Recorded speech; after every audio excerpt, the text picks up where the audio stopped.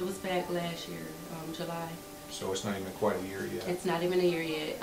It happened the day before my birthday, so like it's something that Did you lose the whole house? I lost everything.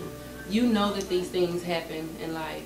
Until they happen to you, you know, it's like it's not real. You know that it's real, and it's like, oh my God, that's so sad. You know, that can happen to you. You say it all the time. It can happen to anybody. It can happen to anybody. But until it actually happened, it's like you don't see until it happens. You don't see.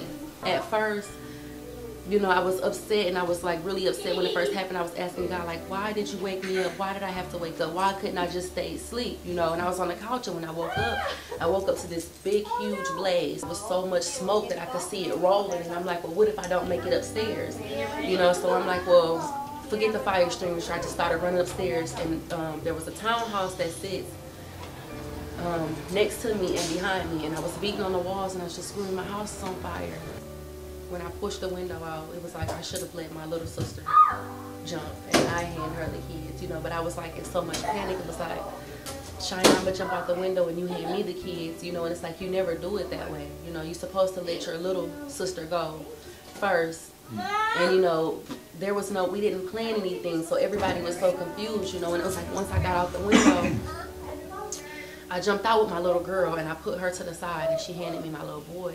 And I was reaching up for my older son, and she was coming out. And she was coming out, and I'm like, Shining, okay, he's right there by the window. And she hit the ground.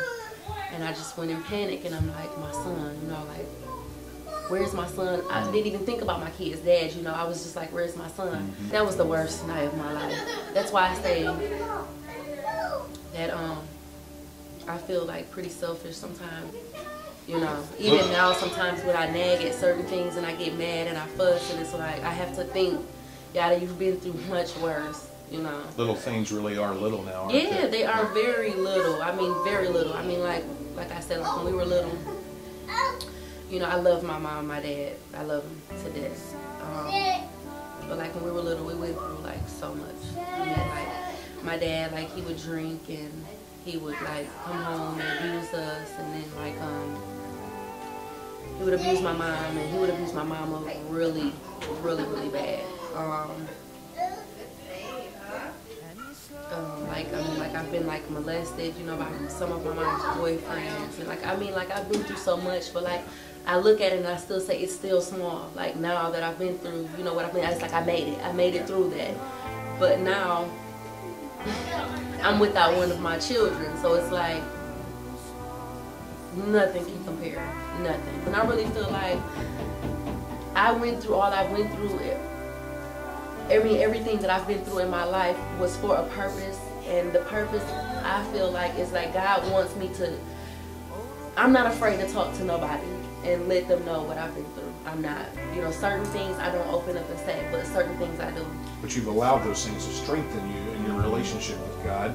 But it's not me though. Right, it's Him. Exactly. It's Him, and it's like I feel like I went through those things because I'm like a walking testimony. Like He wants me to talk to, whether it's younger women, younger men, or whatever. You never know. My situation maybe can strong in somebody else. Maybe it can help somebody else. You never know. I call, and then I get a phone call from you, and I meet her, and it was like, oh my gosh.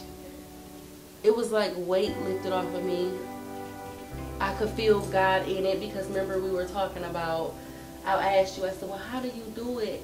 And you know, when you walk out the door, how do you feel not knowing that the room is going to stay the same, or nothing is going to be there when you're done? And you explained it to me, and when you were talking to me, I just knew. I was like, she's not even in it for, yeah, it's not even about that, or who knows that she does it or anything. It's all in her heart. So it was like, I felt it. I feel love, and I love you too.